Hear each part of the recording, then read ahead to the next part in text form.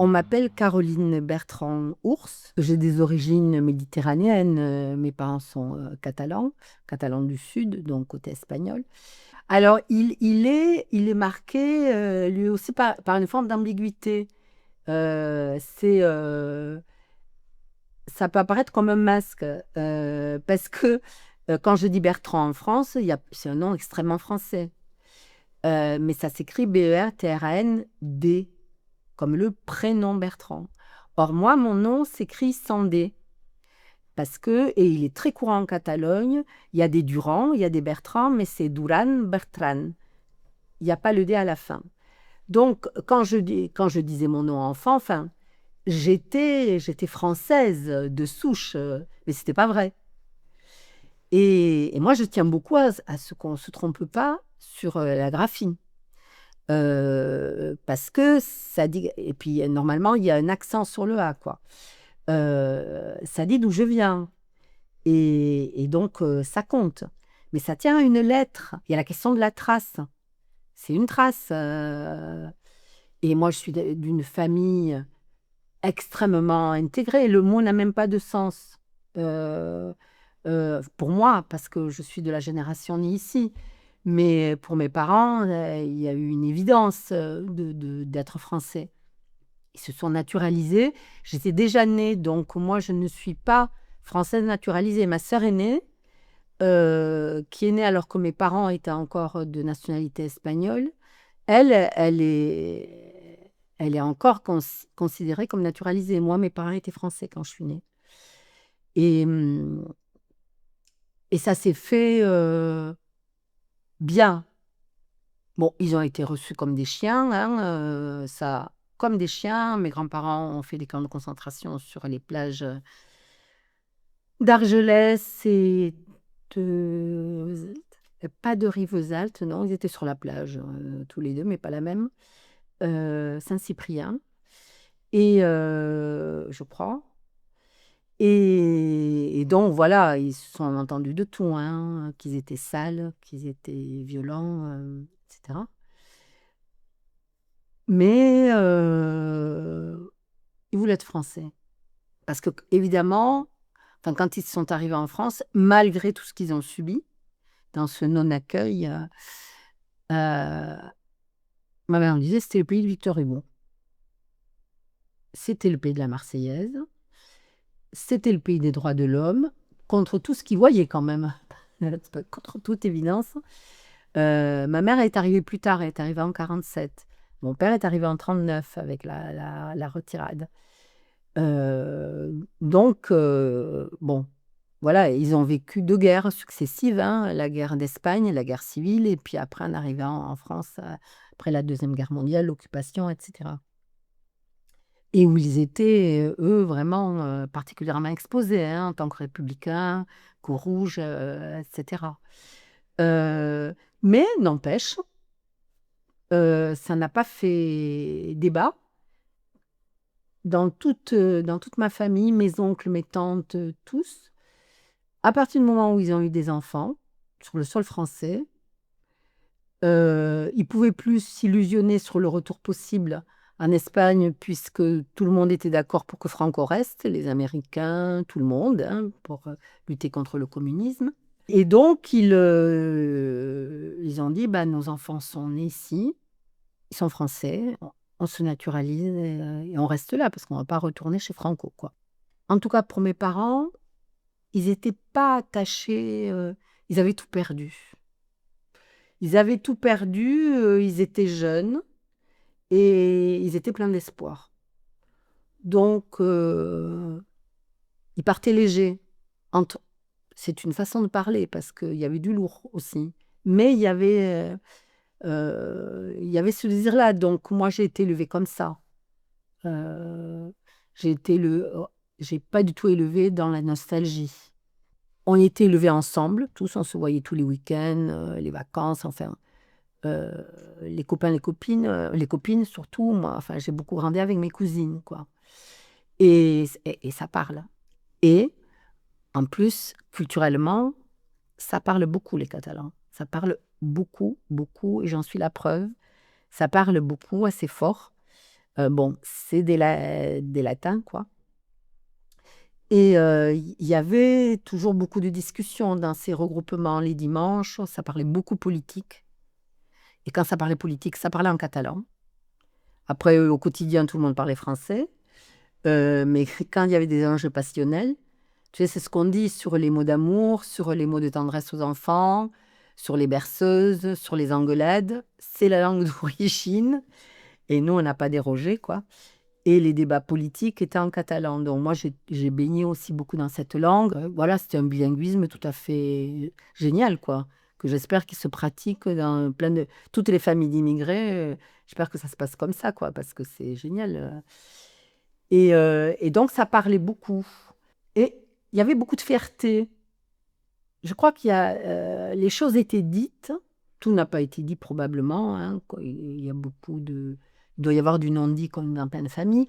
Mais sur ce qui est de l'histoire de la famille et de pourquoi on était là, il y avait beaucoup de fierté parce que ceux qui étaient partis, c'était ceux qui s'étaient battus aussi, ceux qui étaient stigmatisés, qui risquaient leur vie sous Franco. Donc, ça avait été un départ terrible, épouvantable. C'était une énorme perte quand même, hein.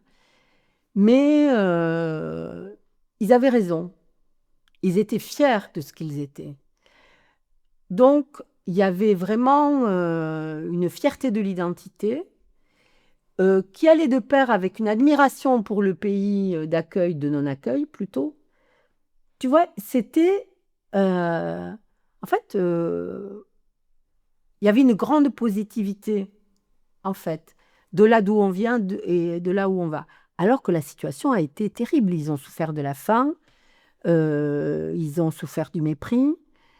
Et ma mère dit, on était toujours impeccable. On était toujours impeccable. Il ne fallait pas faire pitié, surtout aux franquistes. Donc, on était... Et un jour, elle était à l'école.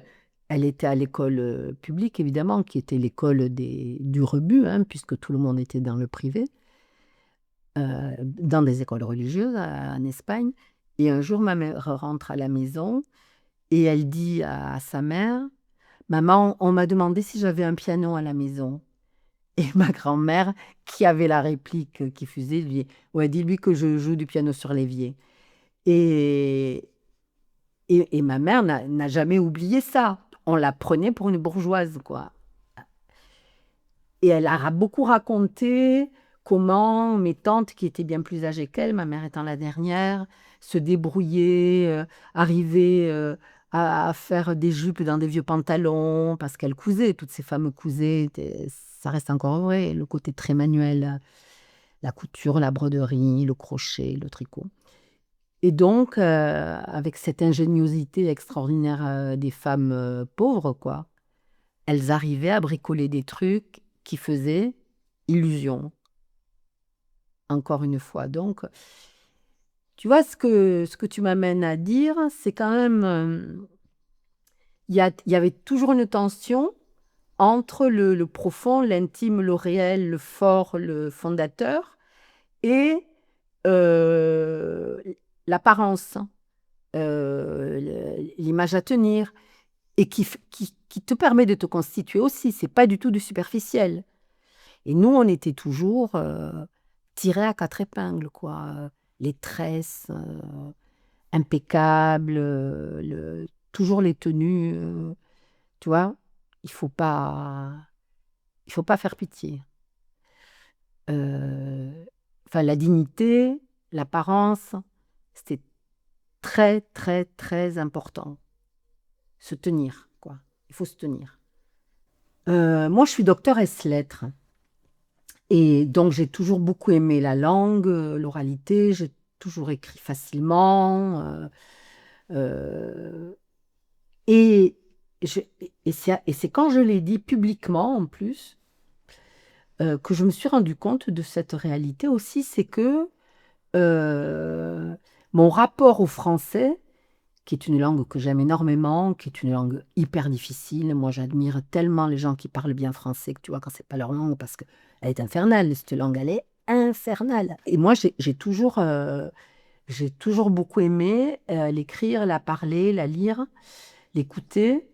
Et, euh, et je pense aussi que profondément, il y a eu aussi le choix, j'ai décidé de poursuivre des études littéraires loin, donc, et c'était une façon, euh, le mot revanche est trop fort parce que c'était pas, comment dire, euh, c'était pas un combat contre qui que ce soit, euh, mais l'appropriation de cette langue. Pour moi, je me dis, c'est comme une espèce. Et le mot revanche est encore trop fort, tu vois. Il n'y a pas de combat, il n'y a pas de revanche, mais tu comprends ce que je veux dire. C'est-à-dire, euh, peut-être une réparation plutôt. Tu vois, de l'ordre de. Mais pas du tout conscient. C'est-à-dire, je partais pas le sabre au clair et derrière mon drapeau, tu vois. C'était pas du tout ça. Mais je me dis, le fait que je parle mieux, entre guillemets, le français standard, on va dire, hein, le français standard tel qu'on doit le parler, que beaucoup de Français, c'est pas mal quand même. Quand tu parles ta langue, c'est un déplacement déjà physique. Alors moi, quand je parle catalan, j'ai la voix qui descend, parce que la langue, elle est placée plus bas dans l'appareil phonatoire. Et puis, je parle plus fort. Alors là, c'est automatique. Euh, Déjà, je trouve, hyper agréable. C'est comme quand tu manges de la nourriture. Tu vois, moi, manger des plats catalans, c'est comment dire, c'est du lien très fort à l'origine, ça indiscutablement, euh, parce que c'est une façon d'être. Enfin, ça va très très loin. Bon, je crois qu'on peut tous le dire. La nourriture. C'est pour ça qu'on parle de la nourriture de la mère, de la grand-mère et tout ça, parce que c'est par là que ça passe beaucoup quand même. Euh, J'arrive même pas à trouver les mots, tu vois, pour dire à quel point ça touche du sensible très très fort, quoi. C'est chaque fois, pendant très très longtemps, quand on passait la frontière, ça me le fait plus, ça, depuis 20 ou 30 ans. Mais quand on passait la frontière pour aller en Catalogne, j'avais une espèce de joie, quoi, d'expansion physique à le paysage, et puis entendre parler les gens, quoi. Alors, il y a c'est une langue menacée, hein, de toute façon. Il y a beaucoup d'immigration sud-américaine, comme il y a eu beaucoup d'immigration du sud, des pauvres du sud qui montaient vers la région riche, hein, qui est la Catalogne. Donc, il y a beaucoup plus d'hispanophones que de catalanophones. Et moi, je ne veux plus aller à Barcelone, quoi. C'est difficile de parler catalan à Barcelone. Bon, je ne veux pas aller à Barcelone pour d'autres raisons, parce que c'est une ville qui a perdu énormément de son identité, je trouve. Enfin, c'est terrible. Euh, mais mais il y a beaucoup de Catalans à Toulouse. Euh, Mais moi, je me colle aux gens, quoi. Je me colle aux gens pour les entendre parler. Je me fais des shoots de langue comme ça. C'est d'abord quelque chose de physique. C'est tout ce truc aussi où tu as des expressions, tu peux les dire que dans cette langue. Parce que c'est plus juste, que tu n'as pas l'équivalent, tu vois. Donc, ou des, ouais, ou des expressions, tu vois. Quand tu veux dire à quelqu'un, bon, ah bah, allez, dégage, quoi. En catalan, on lui dit, va dissiper la brume. Veges que em parla boira. C'est magnifique, hein. Tu vois, parce qu'en français, c'est ce qu'on dit, ce que disent les Espagnols et les Catalans. Ils trouvent que les Français, ils sont beaucoup dans des circonvolutions. Et monsieur une Espagnole, une fois, elle m'avait dit, mais ici, la boulangerie, t'en sors jamais. Au revoir, merci, à demain, à bientôt. tu vois? Alors en espagnol, c'est très cash, tu vois? En catalan aussi, tu vas direct aux gens, aux choses, et c'est des choses que j'ai éprouvées moi, hein, que j'ai éprouvées, ben, en tant que prof, tu vois? De me dire que et puis dans mes relations aussi, avec tous les ateliers que j'ai dirigés, enfin toute la pratique que j'ai pu avoir théâtrale, heu, les gens ils osaient pas me le dire, mais à distance à distance, on m'a dit: «Ouh là là, tu faisais peur, hein». Mais je crois que c'est beaucoup lié à ça, quoi. Une fa c'est du corps, une façon de s'engager dans la parole, on a l'impression que tu es toujours très tu sais où tu vas, tu mais pas du tout, pas du tout. C'est la façon de le dire, c'est la façon dont le corps est engagé dans la parole qui parce que, le français est une langue qui se tient dans, c'est étudié bien sûr, qui se tient dans un écart très faible, hein, en fait. Et tu as des langues où les ruptures sont beaucoup plus les latitudes sont beaucoup plus grandes, quoi. On parle pas dans les mêmes fréquences et bien sûr et ça, tu le perçois. Je me suis mariée à 28 ans. Donc j'avais déjà un milieu professionnel, une existence, sociale aussi, qui était, Caroline Bertrand, quoi. Heu, je me voyais ça me paraissait invraisemblable que du jour au lendemain, je devienne Caroline Ours. Ça ça ne voulait rien dire pour moi. Cette personne n'existait pas. Heu, de plus, heu, je voulais, heu parce que bon, on voulait des enfants, c'était pas une question et moi, je voulais avoir le nom de mes enfants. Je ne voulais pas que je sois voilà, que le nom de mes enfants, soit différent du mien, parce que ça fait partie de la transmission et du lien.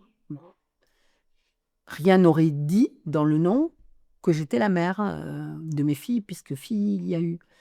Heu, donc je voulais avoir le nom de mes enfants. Donc c'était plus la question d'avoir le nom de mes enfants que de mon époux. Tout ne dépend pas de toi. Moi je pense profondément, il y a des choses, de toute façon inconsciemment tu les portes plein, hein, plein de trucs que tu ne sais pas, de la filiation longue, de ce que tu trimbales sur X générations. Bon ça te constitue et de toute façon tu l'acceptes de fait, parce que tu en es pas forcément conscient non plus. Mais moi je trouve important aussi de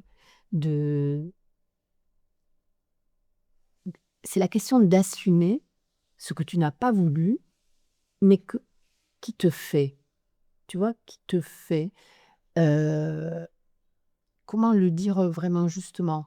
J'ai je trouve que c'est pas juste qu'on passe à côté du fond des choses quand on dit, Heu et ben, voilà, je change mon nom parce que ça me plaît pas, je vais changer mon prénom parce que je l'aime pas, je le trouve pas joli, je pense à des gens précis quand je dis ça et heu et je me dis, c'est aussi important alors ça dépend des choses, hein, bien sûr, mais c'est aussi important de pas pouvoir intervenir sur à peu près tout ce qui te dérange, tu vois? Heu, parce que moi je pense qu'il y a des choses dont on porte la trace, il faut garder la trace. Parce que sinon, c'est comme l'histoire, si tu veux, elle te revient dans la figure.